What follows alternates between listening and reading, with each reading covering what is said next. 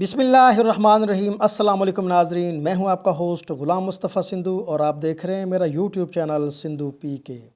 नाजरीन, सैलाब की ताज़ा तरीन अपडेट आपसे शेयर करने से पहले मेरी आपसे गुजारिश है कि अगर आप मेरे चैनल पर नए हैं तो मेरे चैनल को सब्सक्राइब करें, बेल आइकन को क्लिक करें ताकि मेरी हर एक आने वाली नई वीडियो का नोटिफिकेशन आप तक बर वक्त पहुँचता रहे।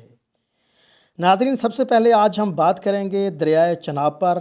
नाजरीन, PDMA की रिपोर्ट के मुताबिक दरियाए चनाब में अगले 24 घंटों के दौरान ऊंचे दर्जे के सैलाब का ख़तरा ज़ाहिर किया जा रहा है। नाजरीन, महकमा मौसमियात के मुताबिक मानसून की शदीद सरगर्मियाँ जारी रहने से 12 से 14 अगस्त तक DG खान और मुल्तान डिवीज़न में गरज चमक और शिद्दत के साथ बारिश का इम्कान है।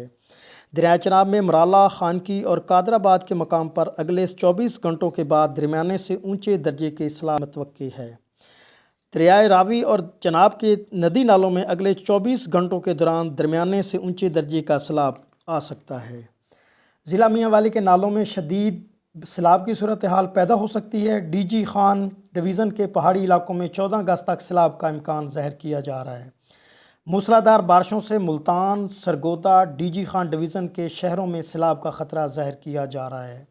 नाज़रीन, सैलाबी सूरत हाल में लोगों को पानी से निकालने और इनके खाने पीने और रिहाइश के लिए पेशगी इंतज़ामात किए जा रहे हैं। फ्लड रिलीफ कैंप में अद्वियात के स्टॉक समेत जानवरों के चारे के इंतज़ामात भी किए जा रहे हैं।